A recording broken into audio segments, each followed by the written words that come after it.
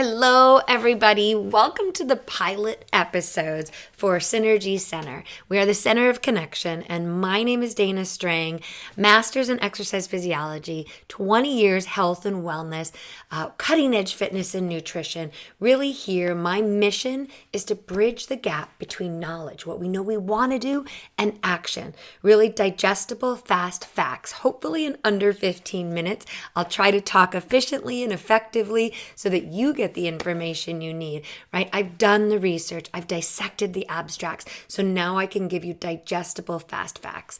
And you can take these things. My vision would be that you could take these things for a happier and healthier you, okay? If you like what you're hearing, like, comment, and please subscribe. So let's begin. All right, talking on stress. Stress is a killer. Why? Because it creates inflammation in our body. And more now than ever, we know that inflammation is the cause for so many diseases, okay? Not just cancer, to name the number one, but even all the way to Alzheimer's, which we didn't realize before. We reduce inflammation in our body, we reduce disease. So we reduce stress in our body, we reduce inflammation, right? So there's all the chain and the correlation to, where we start. And how do we reverse those trends, right? I was like looking for a fancy term that just didn't come. So reversing, adaptogens. And you may have heard them, fancy term for saying natural botanicals that help us reduce stress. Two big ones, you might have heard of them as well. Ashwaghanda, rhodiola, okay? And what do? They have different functions in our body when we take them, and how do they help us reduce stress? Most importantly, right?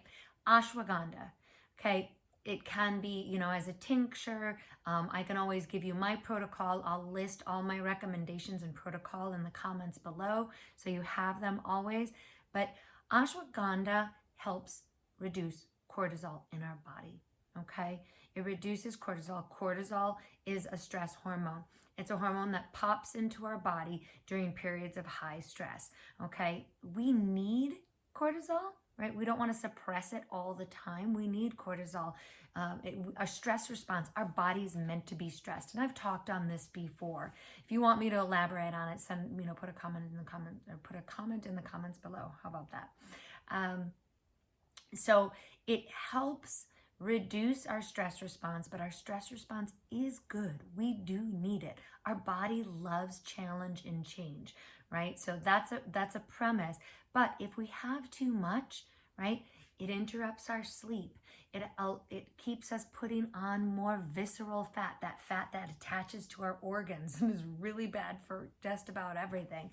So there's, ashwagandha has an incredible part to play in calming us down, reducing cortisol when cortisol and stress levels are at a chronic level, okay?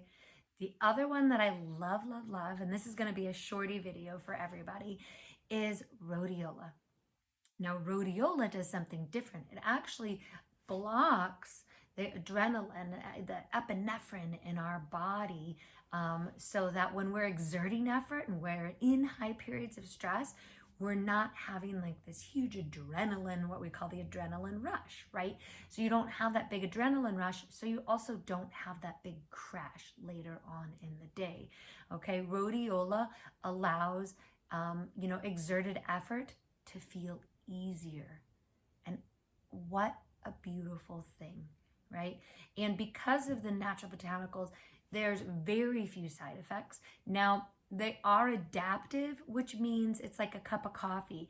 You'll need to drink more and more and more as you use it more and more and more. Rhodiola is especially like that, okay? So you'll want to, what we call, cycle. So use it for a period of time, or use it, during that intense workout. Use it during that, stretch of, having to push through, some big business stuff.